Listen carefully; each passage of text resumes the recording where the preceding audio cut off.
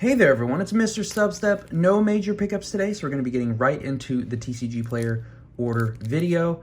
I adjusted the tins in the background. These are the two popular ones.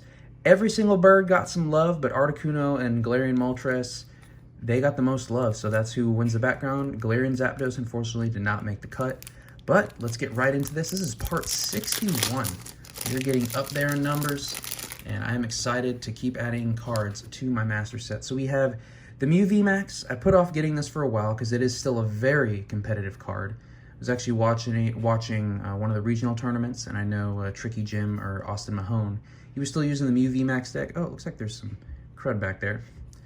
I mean, I understand why people like the Mew VMAX deck. I hate playing it, but ever since adding the Drapion tech and then a few other things to my Regidrago deck, no issues in defeating Mew VMAX. Now I just have to find a way to consistently beat Lugia. We have the Genesect EX from Fates Collide. I feel like this is a card that not a lot of people see or remember. Is that part of the design, or is that just like a cut? I'm honestly not sure. No, actually I think it's part of the design because there's like more electricity type things going all throughout, just like grinding. And it looks to be in fantastic condition. Okay. XY EX is in good condition. Oh, we're continuing that train with the Umbreon. Slightly derpy looking Umbreon, but also kind of cute. I don't know how to explain it. It's an interesting effect. I really can't wait to compare the new EX cards with these ones, because it seems like they went with this design, but then used the original EX lowercase EX, which I feel like they would have taken the original EX design more than this one, because I feel like it's still too fresh. But we'll see once I actually get them in hand. All right, moving on to, oh, now we're going to Rebel Class. So some Sword and Shield from X and Y back, or from Sword and Shield to X and Y back to Sword and Shield in the Cinderace V with the worst centering I've seen. But you know what? It's a perfect binder copy, and it is going into my Rebel Clash Master Set. Oh, that is terrible. Wow. Woof. I mean, at least Cinderace is kind of like moving over to the left, and then that's how the card's oriented, so it's kind of like, whoosh. Like he's shifting all the weight, so then, no, actually that wouldn't make any sense, because then I feel like the picture would go farther to the left than that way. Okay, so that theory doesn't check out. Oh, my computer wanted to talk a little bit. And we have some gold tool or item cards, excuse me.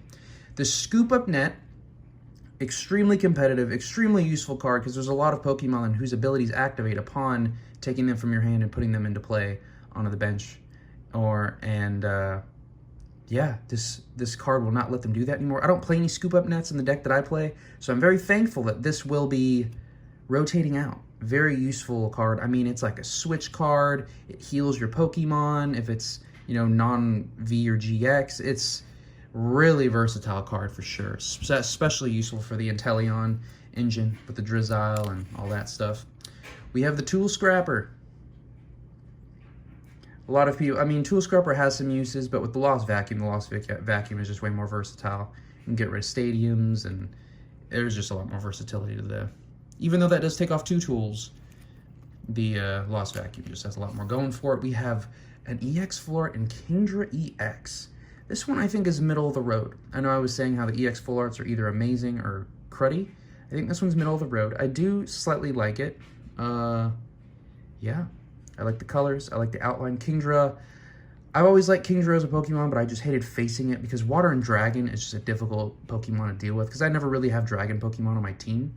And usually I was fighting them before the Fairy type even existed. So finding a super effective move against Kingdra was just difficult to find. Oh my gosh, the fire just keeps coming. And speaking of Galarian birds, we have the Galarian Articuno to hop on by. Looks like there's a few specks on the wing itself. I don't know if that was intentional. It doesn't look like it was, but you know, part of the holo foiling got there. Overall, great condition card, beautiful looking card. It's crazy how cheap a lot of these gold cards are.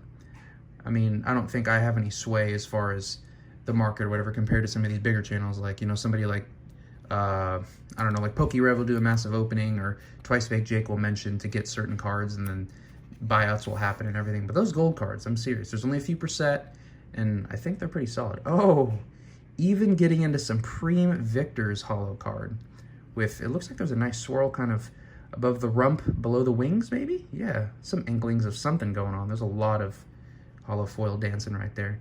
But really nice. This is surprisingly a really good copy. I wonder, this might have been heavily played or damaged. Maybe heavily played, maybe moderately played. I have no idea.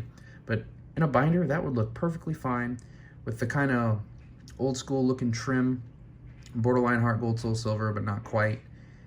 That's, oh wow, that's a fantastic card to add to the collection. Oh, we continue with the Supreme Victor's Train in Arcanine, or Arcanine G, or Team Galactic's Arcanine.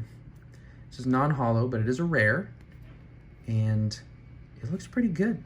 It looks pretty good. Will fit just fine in that Supreme Victor's binder. And the final card of this opening is another XY full art in Team Rocket's handiwork. A very interesting artwork with these Team Rocket grunts. I feel like I've seen this one before, but these two, their faces just don't really ring a bell. I mean, they're just generic grunts, but, you know, got a Pokeball, and it's like they're just going to scoop up your Pokemon. Like, how many Pokemon could you actually just take a scoop up net and they would stay in there, you know? I can't think of many Pokemon, like, unless it's like a bug or like some baby Pokemon, but any legitimate Pokemon, I feel like a net, unless it's like one of those Pikachu specific ones where it's like all rubber or something, or it like doesn't conduct electricity and then Pikachu's just stuck. I have no idea, but yeah, not a bad full art. Check out the back. And that is the ending of this video. I might be missing like 1 or 2 cards. I know I at least have them in my possession, but I should be getting very close on the Fates Collide Master Set, so look for that complete video soon. And that's actually all I have for this opening. Let me know what your favorite card was from this little pickup. I actually got some good variety, some, you know, ultra modern stuff, some modern stuff, and then even some more old school stuff from the Platinum era. So I want to thank y'all so much for watching. Give me any feedback down below. Let me know your recent pickups, and I'll catch y'all in the next one.